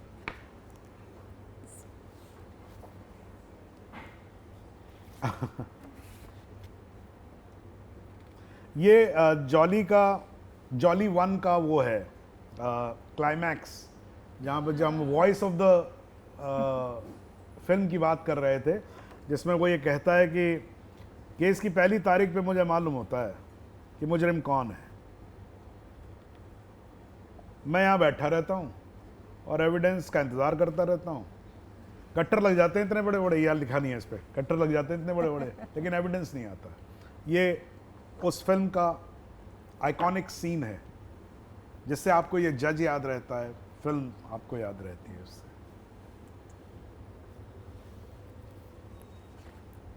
दिस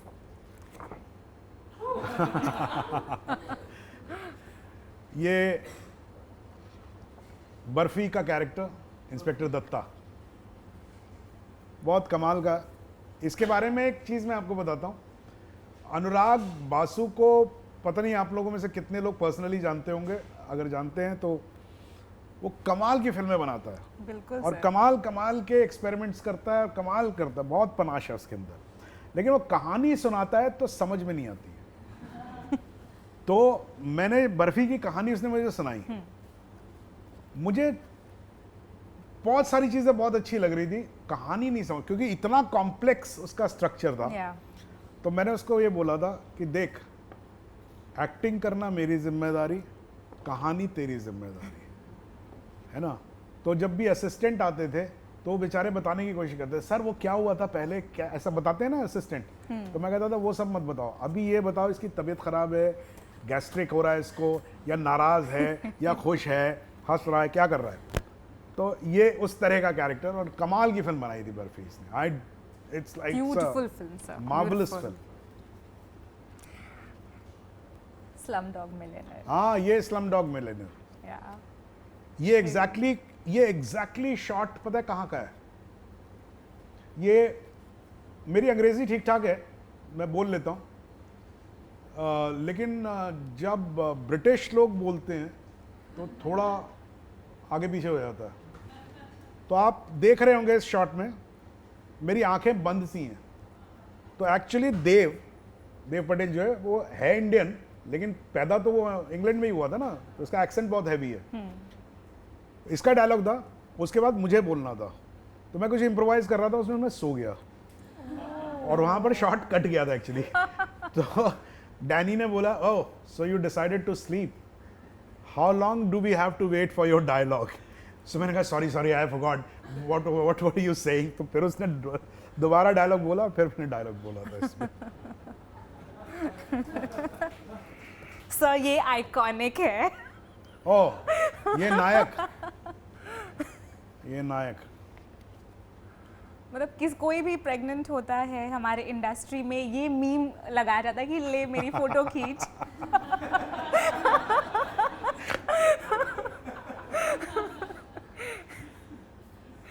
हाँ, क्या होता है ये भी कमाल है। तो नायक में जो मेरा कैरेक्टर था ये बहुत मशहूर हुआ, लेकिन एक छोटा कैरेक्टर था।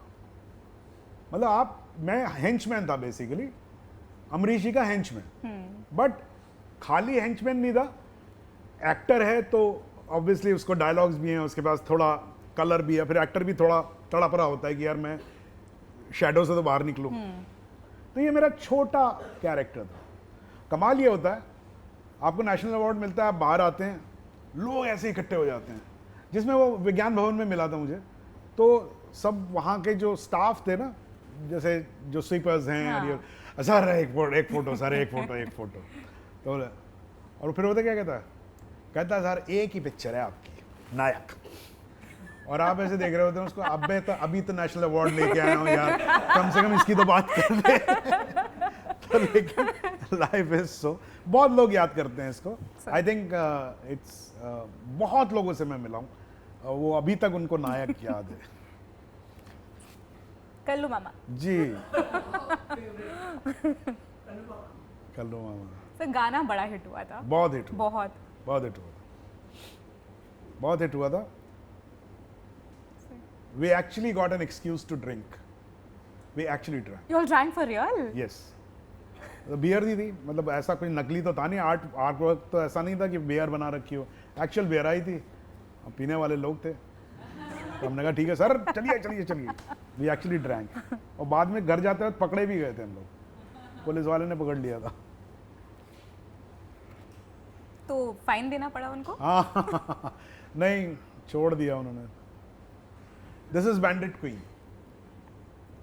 This is bandit queen. This is the character Kailash. Yeah. Very beautiful character, very beautiful film, very harsh film for its time. Yeah. अब तो उससे भी ज़्यादा हार्शर फिल्में हैं, बट वेरी ब्यूटीफुल फिल्म. अगर आप लोगों ने नहीं देखी है तो ज़रूर देखिएगा. So it was also sent for Oscar, if I'm not No, wrong. it wasn't sent for Oscar, and that is what is the tragedy, because Oscar में एक डिमांड होती है कि जिस कंट्री में वो फिल्म बनी है ना, उसका ओरिजिन जहाँ पर है वहाँ वो रिलीज होनी चाहिए, and it was band, Okay. So it could not go. That's the reason it could not go, no? It could not go because it was not released here. This is Kick. This No. is लगे रहो. This is लगे रहो. अच्छा हाँ, अच्छा kick में भी मैंने वो पहना था इसलिए. हाँ, this is लगे रहो. Correct, correct, correct. From the मंडप वाला scene. मंडप वाला सीन happening. जहाँ पर वो मेरी खिंचाई कर देता है. मंगल. हाँ, मंगल भारी है और क्या. After this, Raju called me for PK. Yeah. PK was amazing. Yeah. Sir. You were amazing. Oh, let's talk about it Ah, now. okay. Talk of PK, and PK is here. Wonderful character. Wonderful. Film. This is the most difficult character in my filmography. If you ask me personally, which has been the most difficult character, this was the most difficult character, because as an actor, what is your reference point to understand the character? So Kullu मामा को समझने का एक तरीका था. अच्छा ठीक है, gangster है, सब कुछ है, लेकिन उसका एक साइड है जो वो भीखू से बहुत प्यार करता है ना, या उसके अपने एथिक्स हैं. इस तरीके से आप एक्टर्स जो हैं वो इस तरीके से ढूंढते हैं. This was one character which is completely, I never understood these characters. So if you are lying, is a fake Baba. If you are lying to people, and if you say that I can see the God and he's talking to me, how do people do it? It is beyond my understanding, because मैं नहीं सोच पाया कभी. And I always believe in one thing. This is what I told Raju also in the film. Because of that, there was a point of view in the film. PK में and में बाबा जी का एक अपना एक point of view है. वो कहता है कि अगर भगवान नहीं भी हैं तो उनको मानने से अगर किसी को सुख मिल जाता है तो आपको क्या दिक्कत है. ये हाँ, करेक्ट. लाइन है. क्योंकि मेरा ये मानना है, कोई भी इंसान कितना भी गलत कर रहा हो, लेकिन वो ये सोच के नहीं जी सकता कि वो गलत कर रहा है. वो कहीं ना कहीं एक, जिसको कहते हैं ना डिग्निटी ऑफ लाइफ, वो कहीं ना कहीं अपने कर्म को, चाहे वो गलत है, उसको वो जस्टिफाई कर लेता है, और जस्टिफाई करके फिर वो कहता है मैं तो भला कर रहा हूं. So that is why this point came in this film. उसने कैसे जस्टिफाई किया? उसने कहा ठीक है, धोखा है तो क्या हुआ, लेकिन उस धोखे से अगर किसी की जिंदगी बन जाती है तो आपको क्या दिक्कत है इस धोखे से, है ना. तो ये कैरेक्टर था जो मेरे लिए बहुत मुश्किल था समझ पाना, क्योंकि मैं वो आज तक नहीं समझ पाया हूं कि लोग कैसे करते हैं. True, true. This is Raid. This is Raid. Again, amazing. I'm very lucky. I'm truly speaking. देखिए, मैं आप लोगों को एक बात कहता हूं, मैं सच में बहुत खुशकिस्मत हूं. लोग कहते हैं कि अगर आपके फिल्मोग्राफी में अगर एक या दो फिल्में हैं जिससे आपको याद किया जा सके, तो आप बहुत खुशकिस्मत हैं। बिल्कुल। और अगर आप 3-4 अगर आपने कर दिए ऐसे तो बहुत ही ज़्यादा लकी है। मेरे पास कम से कम भी नहीं तो आई वुड से 7-8 फिल्में हैं जो फिल्में ही ऐसी हैं कि they will remain in the memory of people, and by the virtue of that I will remain in the memory of people. So I think I've been damn lucky, damn fortunate. Yes. ये एक आखिरी photo है from Mohabbatein. Mohabbatein सब वो dialogue हो जाए। मुझे बिल्कुल याद नहीं है।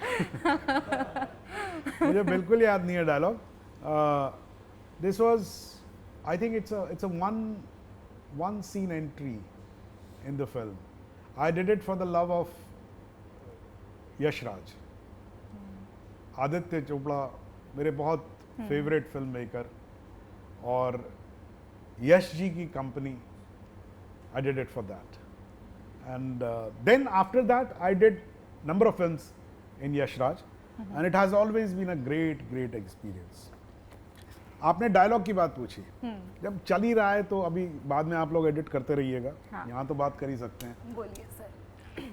लोग अक्सर कहते हैं एक्टर्स से, सर वो एक डायलॉग सुना दीजिए, वो जॉली का एक डायलॉग सुना दीजिए, वो ऐसा कहते हैं ना। बिल्कुल सर, कहते हैं। मनोज बिहार से हैं, सत्या हिट हुई थी तो वो पटना गए हुए थे किसी रिलेटिव की शादी में। उनके दूर के रिश्ते में कोई एक जीजा जी हैं उनके, जो एक्चुअली बहुत बड़े सर्जन हैं, हार्ट सर्जन हैं पटना में। तो शादी का माहौल था, सब लोग खुश थे, एक लहर सी चल रही थी, तो उन्होंने हाथ पकड़ा और उन्होंने कहा मनोज, मनोज नया सब लोग जानने लगे थे बिहार में, तो मनोज को स्टेज पे लेके आया, बोला मनोज यार वो भीखू वाला डायलॉग सुना दो यार।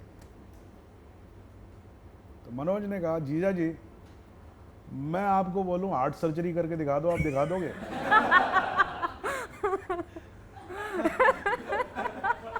So next time when you ask an actor कि मुझे जरा डायलॉग सुना दो, ये कहानी याद रखिएगा। सर आज के बाद मैं किसी को नहीं बोलूंगी।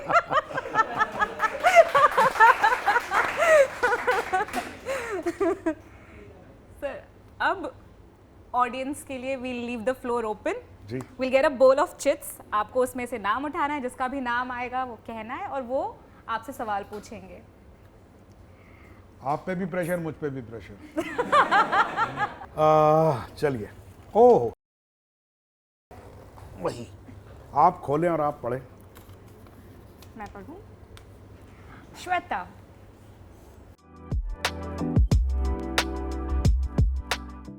Hello. Hello, sir. Good afternoon. My name is Shweta. First of all, Happy Diwali. Happy Diwali to you. Yes, sir.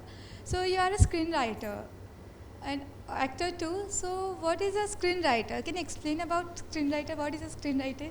Okay, Yeah. screenwriter is a writer who writes for the screen. What Simple mean? as that.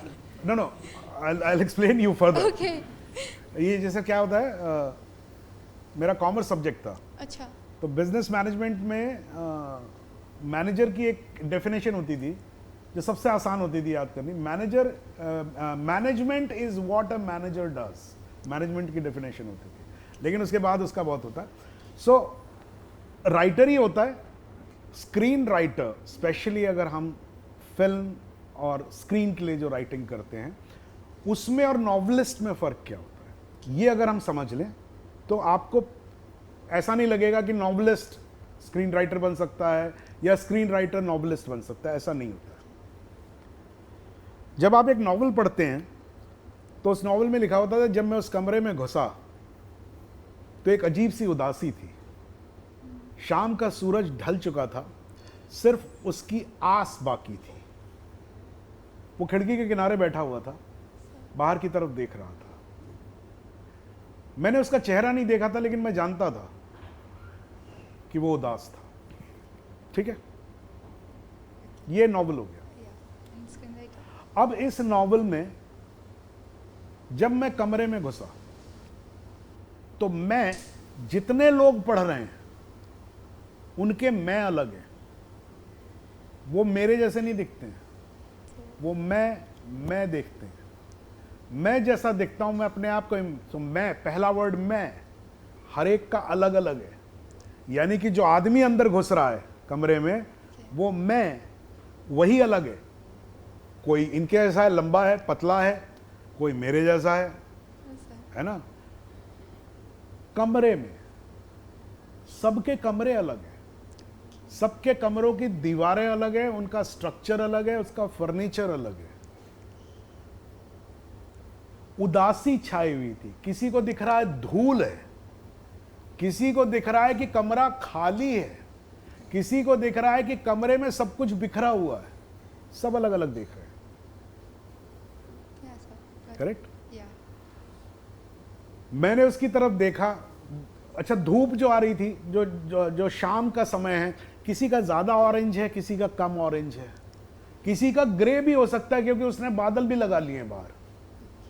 ठीक है, ये novel में जब आप पढ़ते हैं तो ये होता। दूसरा डिस्क्रिप्शंस होते हैं नॉवल में, कहते हैं वो मेरी तरफ काफी देर तक देखता रहा, उसके दिमाग में चल रहा था मैं तुमसे कहूं या ना कहूं, लेकिन उसने फिर फाइनली मुझसे यही कहा, मैं इस बारे में कुछ नहीं कह सकता। अब ऐसी लाइन आपको नॉवल में मिलेगी, ये फिल्म में नहीं हो सकती।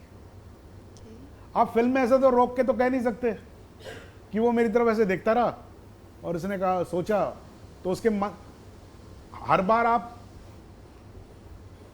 एक क्या कहते हैं उसको, जो एक वॉइस ओवर है, वॉइस ओवर हर बार नहीं डालते ना आप। स्क्रीन राइटर के लिए इमेजेस को समझना और जो भी एक्सप्रेस करना है वो दो तरीके से किया जाता है। एक डायलॉग के जरिए, दूसरा इमेज के जरिए। तो जब आपको ये दो बातें समझ में आने लगती हैं तब आप स्क्रीन राइटिंग की तरफ बढ़ते हैं। जैसे मैं कभी डिस्क्रिप्शन नहीं लिखता हूं, मैं नॉवल नहीं लिख सकता क्योंकि मुझे डिस्क्रिप्टिव नहीं आता है। मैं उसको एक पैराग्राफ में नहीं लिख सकता हूं कि इनके बीच की बातचीत में मैंने इसका कलर देखा, वो देखा, पीछे देखा, ये हुआ, वो नहीं लिख सकता। मैं बातचीत में क्या हो रहा है, मैं कहाँ रुका हूं, क्या देख रहा हूं, ये। तो screen writing is a very specific job where you do that. जैसे मैं आपको एक चीज बताता हूं,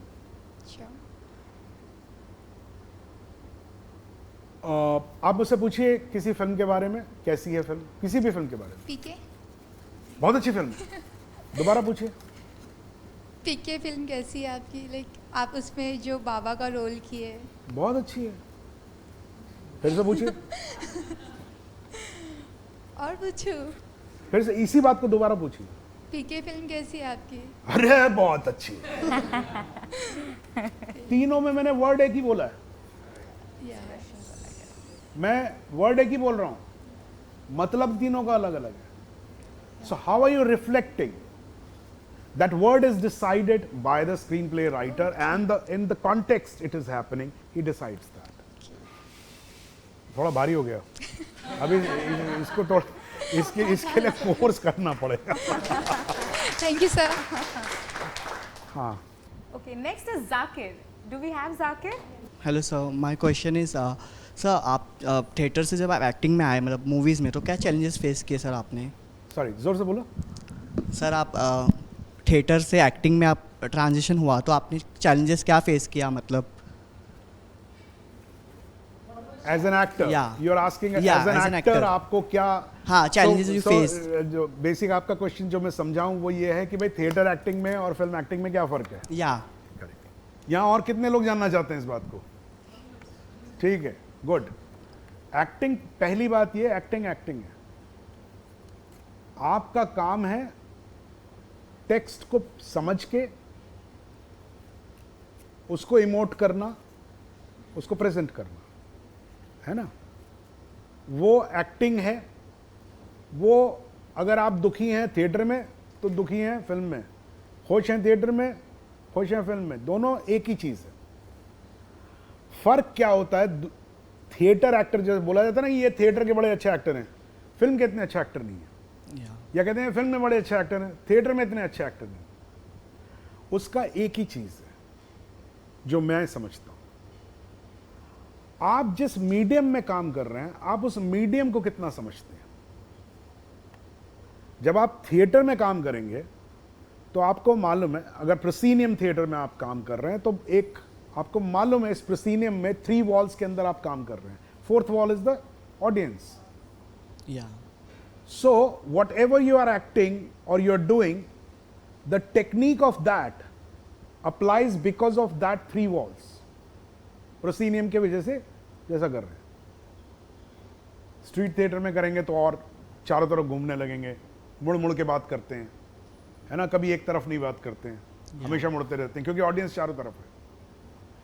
सिनेमा में जब आप काम करेंगे तब आपको यह समझना पड़ेगा कि व्हाट डज सिनेमा लाइक, उसको क्या पसंद है। सिनेमा को बहुत ज्यादा वर्ड्स नहीं पसंद है।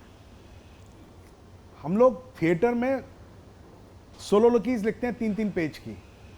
फिल्म में हमेशा डायरेक्टर ये कहता हुआ पाया जाएगा, अरे यार वर्ड्स थोड़ा कम करो ना, छोटे में बोलो ना बात को। बिकॉज सिनेमा में और टूल्स हैं, क्लोजअप है, पॉज है, ट्रैक शॉट हो सकता है। आप बोल रहे हैं, आपको जैसे अभी हम थोड़ी देर पहले बात हुई थी कि हम जज के जब हम वर्डिक्ट सुनते थे तो जज का डायलॉग पूरा है लेकिन वो सुनते हम 15 और फेसेस पे थे। क्यों? क्योंकि हम कहीं और काटने लगते हैं, किसी और को देखने लगते हैं। Yeah. तो आप अगर एक्टर बनना चाहते हैं, वेदर थिएटर और सिनेमा, जिसका भी एक्टर बनना चाहते हैं, आप उस मीडियम को पूरी तरह से समझिए। इसलिए एक बहुत इंपॉर्टेंट बात जो मैं हमेशा कहता हूं, एक्टिंग अपने आप में कुछ नहीं होता है। So if you think that you want to be an actor and I should practice acting, there is nothing called practice of acting. The practice of acting is you should know how to write, you should know how a director thinks, you should know that this is an image medium and you should understand that. इसलिए बहुत अच्छे actors, कई बार आपने देखा होगा बहुत important dialogue पे जब ट्रैक हो रहा है कैमरा, वो हो सकता है कैमरा बिल्कुल ऐसा फेस नहीं करेगा because that's a flat image, वो हाफ फेस यूज करेगा और may be the back. Many a times it's the back which says much more, Yeah. है ना? So when you start understanding the medium, you become a better actor of that medium. Okay. Thank you, sir. Krishna. Hello sir, my name is Krishna. Sir मुझे आपके Satya movie से मैं आपका fan बन गया था, गोली मार भेजे में, इस is very well known. Then बाबा पीके का, then I watch Jolly first part 1 and part 2। Most of the character जो आपने जो जॉली का मैं जो देखा, सर क्या आपको होमवर्क करना पड़ा मीन्स ये रियल कैरेक्टर के लिए जज का, किसी जज के साथ आपको जाना पड़ा, this and everything? What was the medium for that?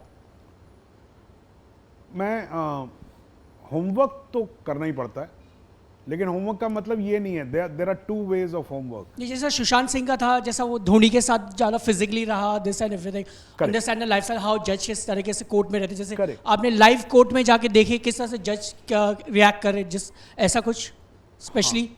एक तो क्या है, अलग अलग लोगों के अलग अलग तरीके होते हैं, है ना। मैं अपना तरीका बता देता हूँ। मेरे लिए it's not a job specific preparation. मैं जब कह रहा हूँ जॉब स्पेसिफिक प्रिपरेशन का मतलब ये होता है कि आप मुझे कास्ट करिए, पहले रोल दीजिए और फिर मैं उस रोल को तैयार करूँगा। ये बहुत कम होता है, मतलब बहुत कम हिस्सा है मेरी प्रिपरेशन का। The life you have led, उसमें आप कितनी चीजों में इंटरेस्टेड रहे। अगर आप आते जाते आपने पूछ भी लिया कि हाँ भाई यार, अरे हिंदुस्तान में क्या हाल है, कोर्ट्स का क्या हाल है, जजेस का क्या हाल है, वरना तो हमारे दिमाग में फिल्म की एक कोर्ट रहती है ना, तो ये कोर्ट में होता नहीं है एक्चुअली। जो वो होता है ना कटघरा, जो होता है वो कटघरे नहीं होते भाई, कमरा होता है। स्कूल के जो छोटी कोर्ट्स होती हैं वो स्कूल के क्लासरूम जैसी होती है, जो गवर्नमेंट स्कूल के क्लासरूम होते हैं वैसे होती हैं। एक मेज लगी होती है, एक बैठ जाता है, ठीक है। अब अगर आपने ये पढ़ा हुआ है तो ये आपकी मेमोरी में है। This is also a preparation which comes handy when you are acting. So ये मुझसे किसी ने पूछा था, जब मुझे नेशनल अवार्ड मिला था, मैं आपको जवाब दे देता हूँ इस बात का। किसी ने मुझसे पूछा था कि ये जज का किरदार करने में आपको कितने साल लगे, सॉरी कितने महीने लगे। तो मैंने कहा कितने महीने नहीं लगे, मुझे इसको तैयार करने में 35 साल लगे। 35 years. Because whatever I understand today, it started 35 years back when I started acting. When I came in the field of art, जो मैंने तब समझा था, उसकी बहुत सारी चीजें मैं तब नहीं समझ पाया था, वो मुझे अब समझ में आती हैं इस उम्र में जाके। तो ऐसा नहीं है कि भाई मेरे को जज का रोल दोगे तो मैं जज के पीछे पड़ जाऊंगा, हाँ भाई जज से मिलाओ, जज कैसा है। अरे तो जज है, वो अलग अलग, शर्मा जी अलग होंगे जज, वर्मा जी अलग होंगे जज, त्रिपाठी जी अलग होंगे जज, है ना, सोलंकी अलग होंगे जज, क्योंकि वो सब इंसान है। जज एक प्रोफेशन है। Profession does not decide your behaviour, your behaviour is decided by your character. भाई आपका किरदार क्या है, आप कौन है, वो आप चाहे आप जज होंगे तो भी आप वही वैसे ही बात करेंगे, आप पुलिस वाले होंगे तो भी वैसे ही बात करेंगे, वो तो किरदार पे डिपेंड करता है, समझ रहे हो। Okay.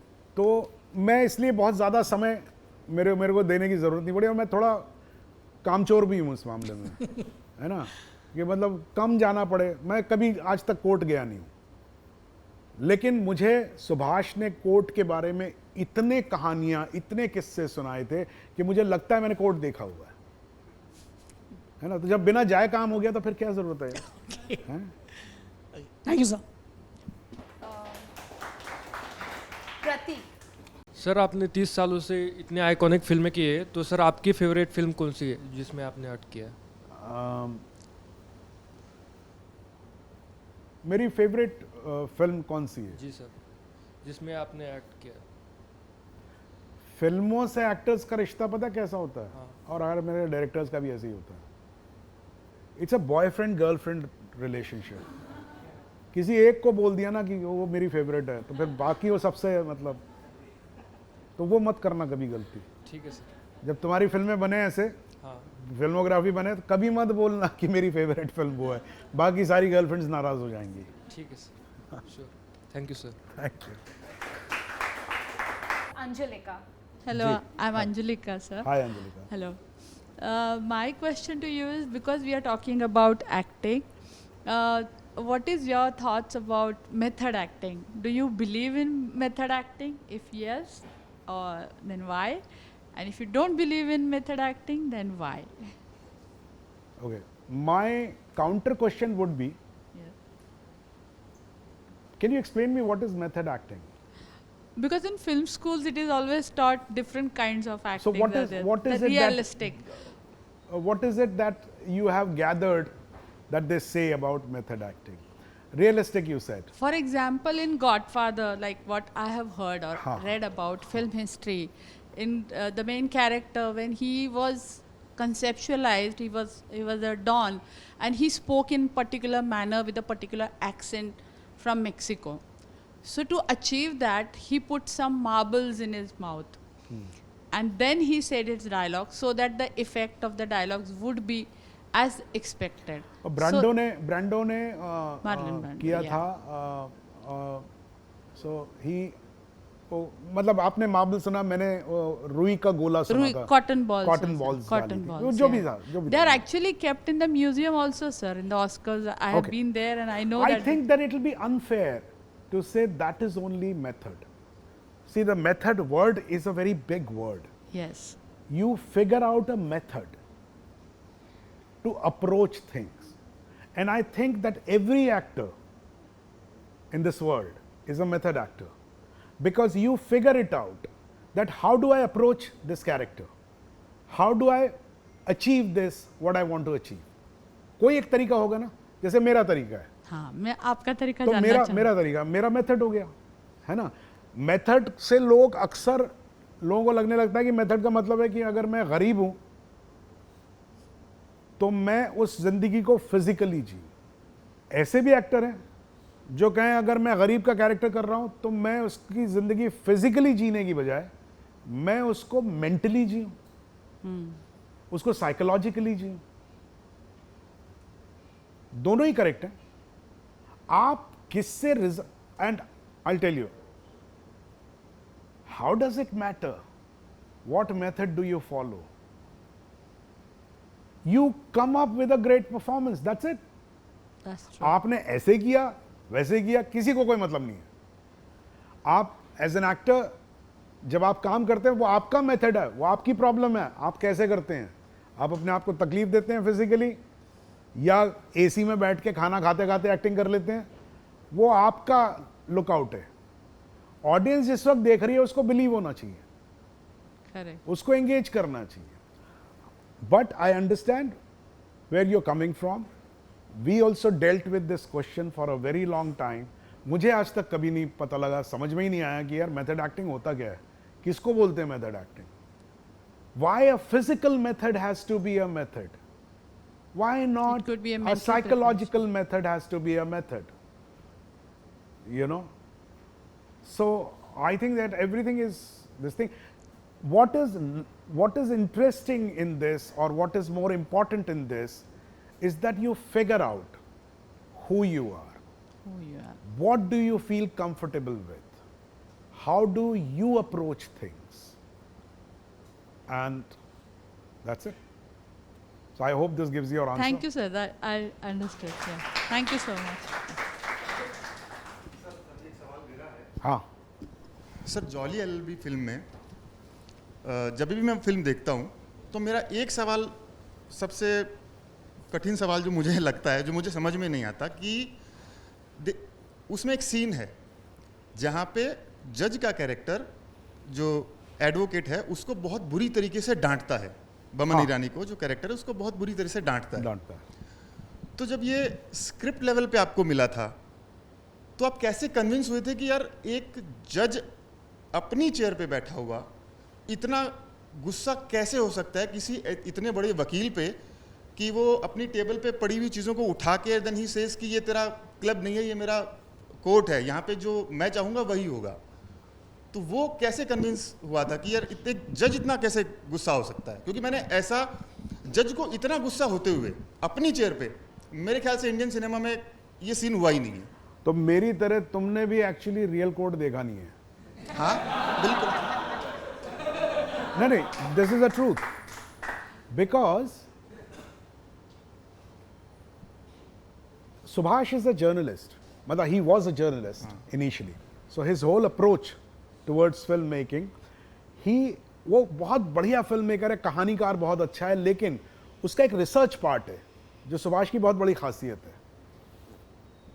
तो उसने मुझे बहुत सारे किस्से बताए थे, and you can't imagine courts में क्या क्या हुआ है और होता है। कोर्ट में घुस के, छोटी कोर्ट में कहीं यूपी में घुसा अंदर, वो बोला काला अभी तो कुर्सी पे बैठे हो ना, जज से बोल रही है वकील, अभी तो कुर्सी पे बैठे हो, शाम को तो बंद होगी ना कोर्ट, बाहर मिल तब बताता हूं तुझे। Now this has also happened. What do you think? It's a decorum कि सब ऐसे बैठे हुए हैं, सब ऐसी बात कर रहे हैं। वो सुप्रीम कोर्ट में होता है, हाई कोर्ट तक में अगर उसके, तो आजकल आते हैं हाई कोर्ट में भी नाराज हो जाता है जज, है ना, कितने देखे होंगे, है ना। तो ये आदमी इंसान ही है यार, वो ये तो किसी के साथ भी हो सकता है यार। एक्चुअली तो मतलब आप किसी भी पद पे हूं, आप अगर भड़क गए तो भड़क गए भाई, निकल जाता है। इतना मेरे, क्योंकि इंसान है ना, at the end of it you are just a human being. हाँ, आपका प्रोटोकॉल है, आप कंट्रोल करते हैं, सब कुछ है। अब जैसे मैं थोड़ी देर और बोलता रहा तो ये कहेंगे अब चलिए ना सर, हो गया बहुत, है ना, इंसान है ये भी, तब से वेट कर रही हैं।